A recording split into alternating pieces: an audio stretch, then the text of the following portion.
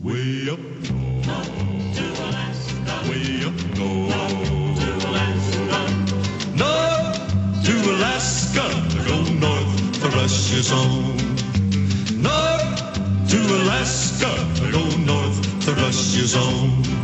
Big Sam left Seattle. Okay, we are now simulcasting live the last 2.5 hours of the syndicated radio broadcast at prisonplanet.tv.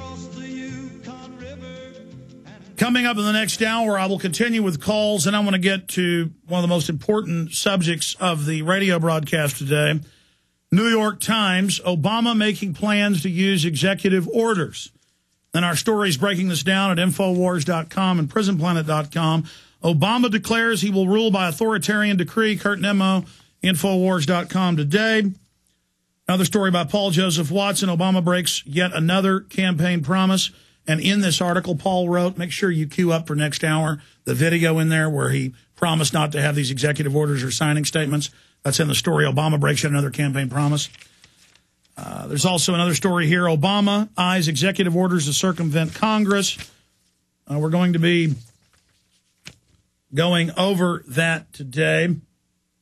I also have a group of important articles here where Newsweek, when you see Newsweek and Time start targeting you multiple times a week, it signifies a larger order to go after a group of people. Obama Information Czar calls for banning free speech. You know about that. And that dovetails with Newsweek. Black helicopters over Nashville, which attacks myself and the Tea Party. And Watson's counter article, go back to sleep, there's no New World Order. And we have the newest article that came out the day after that on Friday, Know Your Conspiracies. Newsweek's guide to today's trendiest, hippest, and least likely fringe beliefs. So they make it like it's a little trendy thing. No, this isn't trendy, what we do. This is life and death. This isn't a joke or a game. So that is coming up as well here. I want to break down Barack Obama and where he stands in the world. We're going to do that after this short 4-minute video from Russia Today with Dr. Paul Craig Roberts, the former head of policy at Treasury, the former editor of the Wall Street Journal, someone who's a real paleoconservative or constitutionalist, just to set the tone of where we are as a society.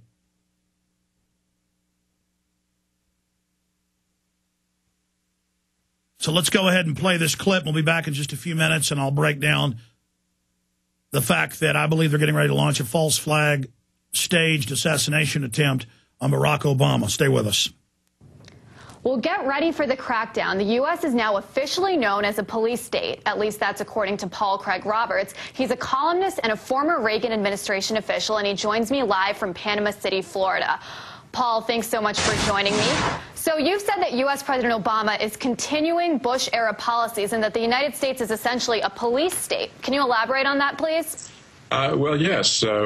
We have this case of Afia Siddiqui, who is an American citizen who was kidnapped and held in the Bagram military base in Afghanistan for 5 years, secretly tortured, denied all her constitutional rights. The whole thing was totally outside all known American law. And now we've had the Dennis Blair, the head of national intelligence, announce that the United States government has a list of Americans that it will assassinate abroad. So the government has announced it's going to kill its own citizens without arrest, without trial, without conviction of a capital crime. It's just going to shoot them down somewhere. Well, these two things together are the definition of a police state.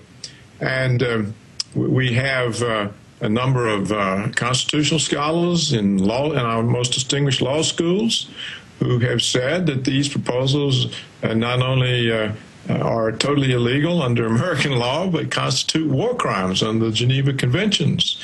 And what else? How else would you define a police state? And so, you know, I think that's really interesting, Mr. Roberts. I mean, especially because President Obama has spoken out against so many of these things, including torture. And, you know, he's repeatedly said that he wants to close down Guantanamo Bay. So why do you think nothing has changed and he's continuing these Bush-era policies then? That's a very good question. There's no difference so far between his administration and the Bush-Cheney regime. And so what we see is that there's been a coup, a power grab.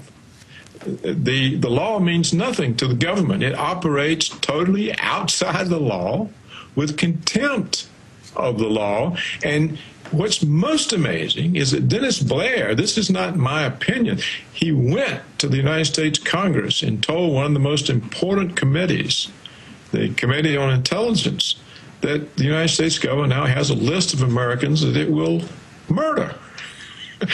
Well, how does this differ from Joseph Stalin? And so, I mean, how is this all possible? How can the United States just simply disregard international law? And what should be done to stop this? I don't know how it's possible. I don't know how Joseph Stalin was able to murder all the heroes of the Bolshevik Revolution. I don't know how Hitler was able to take over Germany and completely flush the law, but that's what's happening here. And we see, we have these statements from these distinguished American legal scholars that this is not only completely against the Geneva Conventions and the Fifth Amendment of the United States Constitution, which requires a due process. But if you announce you're just going to murder people, there's no due process. And so I don't know what's going on. I don't understand how this happens or why the American people are so insouciant and inattentive. They just sit and take it. I don't understand why the Congress, when they were told this, didn't order this guy's arrest. I mean, we have a criminal, the head of national intelligence, who comes to the Congress and says we're going to murder American citizens. Nothing happens. Well, Mr. Roberts, I want to thank you so much. You're clearly very passionate about this. According to Mr. Roberts, the United States turning into a police state.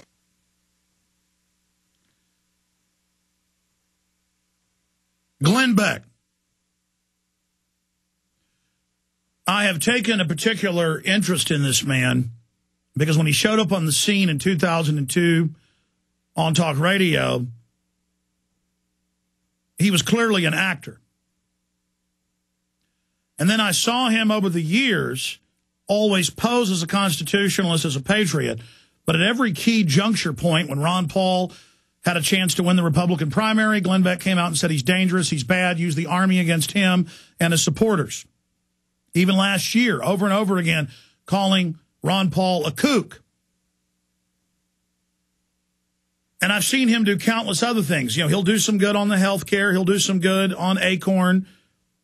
He'll do some good on some key areas.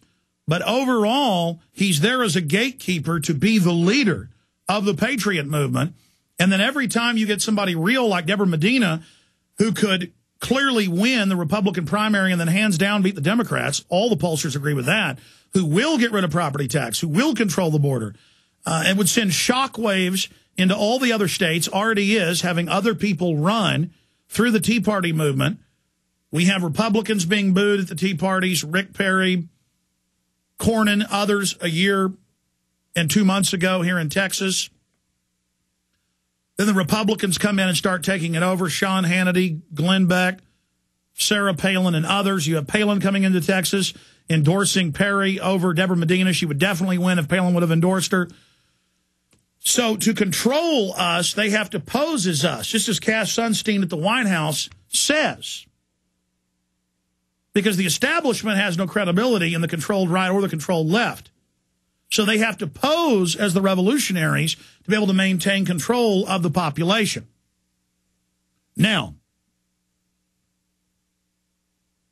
on key issues of 9/11 truth, of FEMA camps that they have bills in Congress for, that they admit they've built, the civilian inmate labor camp program, Army.mil.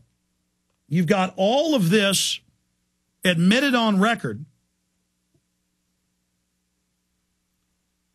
And then you have Glenn Beck on subject after subject, building up the hype for a month. And I believe the FEMA camps are real, he said, and then coming out and discrediting it. Exactly as I predicted he would, even with the very fake camps that we exposed over a decade ago. I predicted he would use those fake camps, and he did indeed do that. A, he's either completely copying everything on this show, or B, I knew he would go with what had already been